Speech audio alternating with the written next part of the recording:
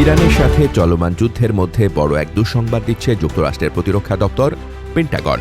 The Washington পোস্টের প্রতিবেদন বলছে, ইরান সংঘাতে ব্যাপক হারে টমাহক ক্ষেপণাস্ত্র ব্যবহারের কারণে দ্রুত কমে যাচ্ছে মার্কিন অস্ত্রের মজুদ।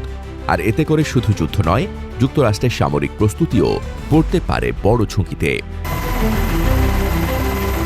দ্য ওয়াশিংটন পোস্টের প্রতিবেদন জানাচ্ছে, গত 4 সপ্তাহে ইরানের বিরুদ্ধে 850টিরও বেশি টমাহক ক্ষেপণাস্ত্র ব্যবহার করেছে মার্কিন বাহিনী। সমুদ্র ও সাবমেরিন থেকে নিক্ষেপযোগ্য এই ক্ষেপণাস্ত্র 1000 মাইল দূরের লক্ষ্যবস্তুতেও নির্ভুল আঘাত হানতে সক্ষম। তবে সমস্যার জায়গাটা হচ্ছে এর উৎপাদনে।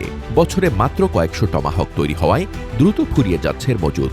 একটি টমাহক তৈরি করতে সময় লাগে প্রায় 2 বছর, আর প্রতিটির দাম প্রায় $3.6 বিলিয়ন। ইরানের সাথে যুদ্ধে শুধু আক্রমণাত্মক অস্ত্রই নয়, প্রতিরক্ষা ব্যবস্থাতেও ধাক্কা খেয়েছে যুক্তরাষ্ট্র। আকাশ প্রতিরক্ষা ব্যবস্থা থার্ডের 1/3-ও বেশি ক্ষতিগ্রস্ত হয়েছে বলে জানিয়েছে কংগ্রেসের সাম্প্রতিক প্রতিবেদন। ধ্বংস হয়ে গেছে কয়েকটি গুরুত্বপূর্ণ রাডার, যা পুনর্গঠনে লাগতে পারে কয়েক বছর। এই অবস্থায় পারস্য উপসাগর অঞ্চলে থাকা মার্কিন সামরিক ঘাঁটিগুলো এখন বাড়তি ঝুঁকিতে। ইরানের সম্ভাব্য ক্ষেপণাস্ত্র হামলা ঠেকাতে পেন্টাগনে তৈরি হচ্ছে নতুন উদ্বেগ।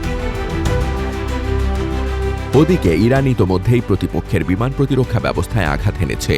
বিশ্লেষকদের মতে, এখন তেহরানের লক্ষ্য যুক্তরাষ্ট্র ও ইসরায়েলের প্রতিরক্ষা ব্যবস্থা, ক্ষেপণাস্ত্র ও রাডার উৎপাদন কেন্দ্র ধ্বংস করা। সব মিলিয়ে প্রশ্ন উঠছে, ইরানের সাথে দীর্ঘমেয়াদী সংঘাতে কি যুক্তরাষ্ট্র তার অস্ত্র সরবরাহ ধরে রাখতে পারবে, নাকি এই সংকটই বদলে দেবে যুদ্ধের কৌশল?